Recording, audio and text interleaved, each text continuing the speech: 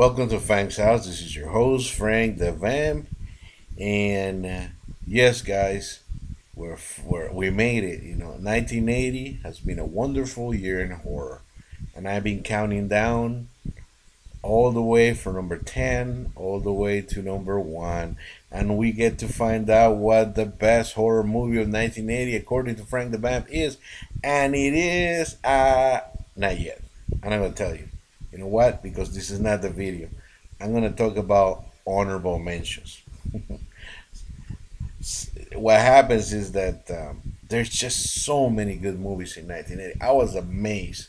I went through Google and went through IMDb and other sources to find out and to remember what great movies went down on 1980. And there were far too many. It was really hard putting down the top 10. That's why there were a couple of doubles. And it was the number one choice. I will leave for next video, but I wanted to talk about some awesome movies that almost made the list, just barely make it, but because one reason or another they did not make it. And you know, basically, I thought you guys would be interested because you guys are horror hounds that just love the 1980s, right? So yeah, we're gonna go down memory lane and check out some movies that did not make it. The big elephant in the room. Probably some of you are screaming at me and say, "You've been saving this movie because it's the number one movie, right? That's why you haven't mentioned it, right? Right. Well, not really. Okay, here we go. I always hate to talk about this movie, but I'll tell you the reason why I do not care much for it. But yes, Cannibal Holocaust.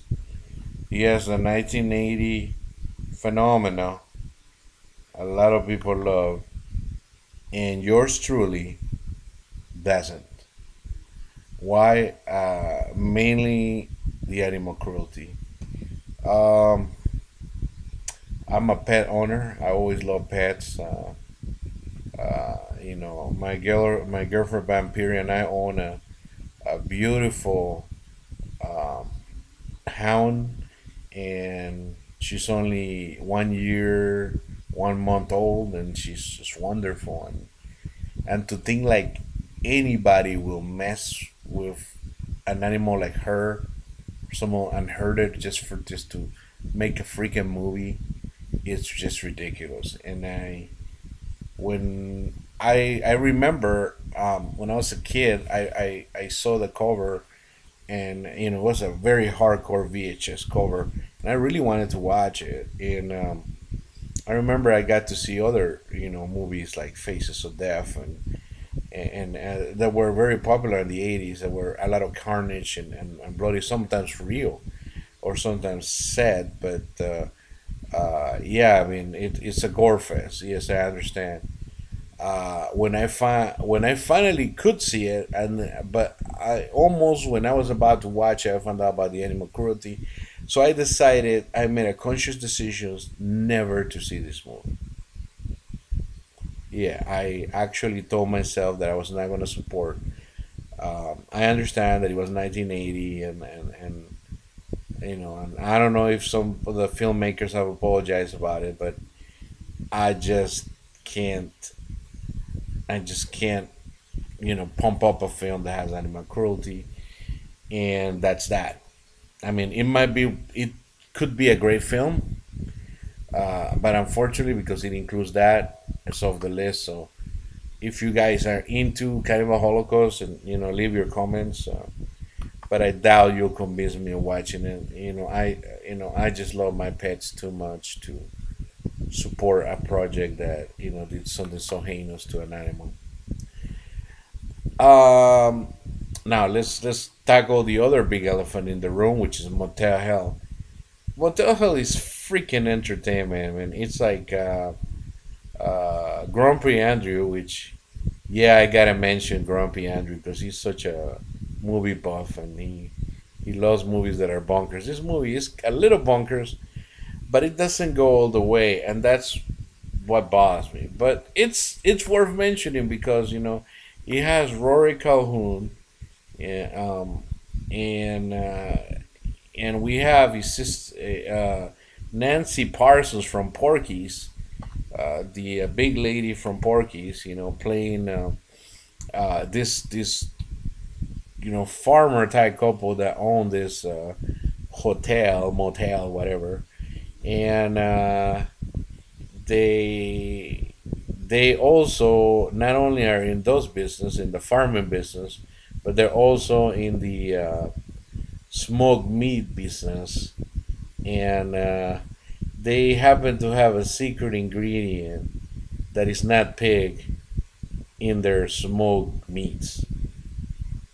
If you see the guy with the chainsaw on the cover, you can kind of imagine what the secret ingredient is, right? I think this movie for a while tries to be serious and gritty, like the Texas Chainsaw Massacre, and it kind of reminds me, especially towards the end when there's a chainsaw to chainsaw fight.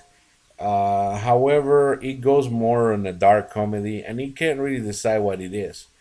The story it's incredibly badly put together. I don't know if it was a decision of the studios or everything, and it follows basically this girl that Rory Calhoun's character saves, and they don't want her to know that basically there's a lot of killing going on in Motel Hell.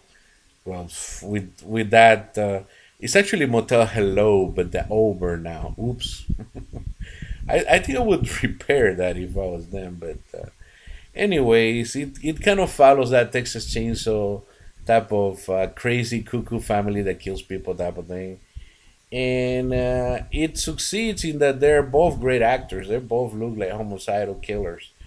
However, that's very good, strong acting, but the story is just so wacko and so out of place that it just bothers me because it doesn't really have a structure. It kind of just goes as a couple things that happen, and there's one really absurd way of how they prepare their meat, but they have to plant it first. Okay, it's so out there, so bonkers that you got to see it. Why it's not in the top 10 is because I think it's just not coherent enough to make a good movie, good story. Could not make a hell of a 30-minute Tale from the Crypt story, no? But not enough to make a movie to me, so yeah. Now, um, like I said, there's just this 1980 was just full of good movies, and one movie that I deeply deeply regret that we really couldn't put it on is well, there's a couple, but we have basically City of the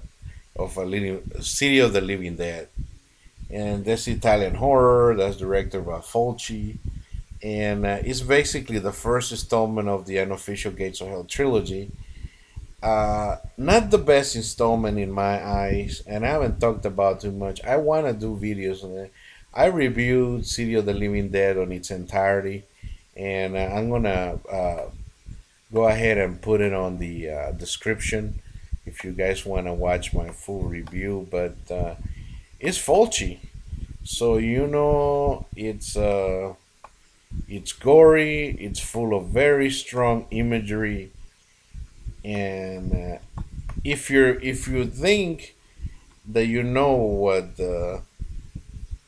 um, you know if you're thinking, oh, it's gonna be like a zombie flick, like Night of the Living Dead, not really. Just kind of covers a reporter and a woman that was buried prematurely, and they kind of confront this cursed city in Massachusetts, and a bunch of really weird shit happens. It's to see, but once again, the story is just so bonkers that it's not my favorite from Fulci. I would refer to you Zombie 2 which is a much better film by Fulci. Black, the one about the black cat. I think it's called Black Cat. I can't remember. I'm gonna say it's a black cat, and that one's much better than this one. The other two of the they're much better in the trilogy.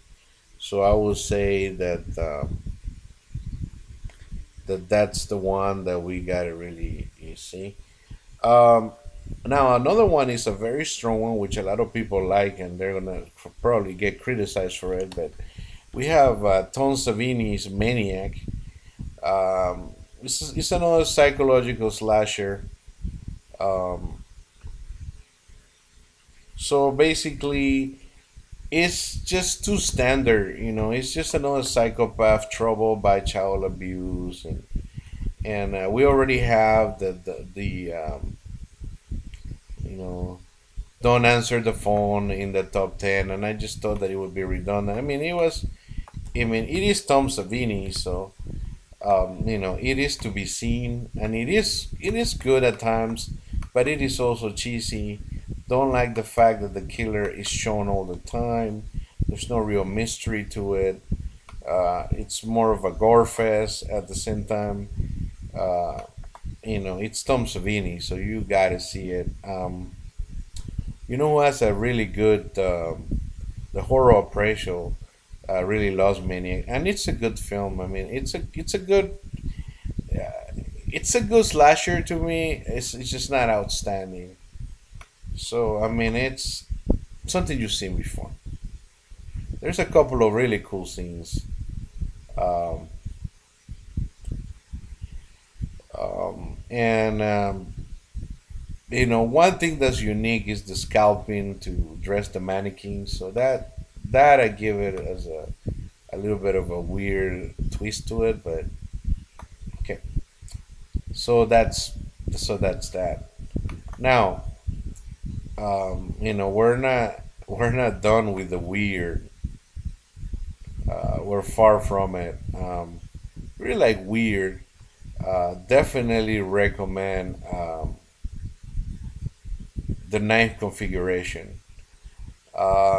I refer you to Grumpy Andrew. I dare not do a full review of the ninth configuration, which is a very strange film that talks about many different things, many psychological, philosophical, religious backgrounds, and it all started with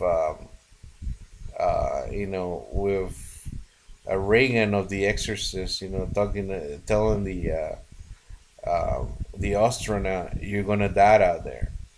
You're gonna die up there." And it's a very very you know weird movie, but it's entertaining, and especially towards the end has a couple of twists, and I love Stacy Keach with the biker gang fight, and and a few things, um, and it's kind of like and it's definitely connected to The Exorcist. How it's connected, refer you to Grumpy Andrew. Not gonna touch that film. It's not my cup of tea, but there are some good elements to it enough that if you're really interested about seeing that, you know, go for it. Uh, Another out there film, We're Gonna Eat You. We're going to eat you. Yes, it's a 1980 Asian film. It's about a cop that goes to Hong Kong. I mean, I don't know if it's Hong Kong. He goes to he's sent to this land to stop a cannibal killer, and so yeah, I mean, if you guys still sore about not watching kind of a Holocaust, this shit is bonkers. Imagine combining a kung fu movie with a cannibal movie. You got me. I loved it. It's the cheesiest thing. So if you want to relax and you can't sleep, definitely would recommend we're going to eat you. So it's another movie from 1980 that a lot of people may not have seen is called The Hearse. And on The Hearse, uh, we have uh, we have this killer vehicle, kind of like Christine, but we also have demonic possession, we have witchcraft, we have spirits, we have the Amityville house, we have a weird priest. Yeah, I got it. We got everything. So if you like a salad of weird, bonkers, crazy shit that goes out there, definitely would recommend that. There's there there's also honorable mentions that don't go into the house, and there's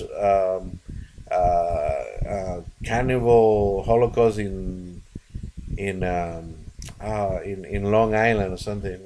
Cannibals in Long Island or something like that. There's a lot of weird low budget copycats here.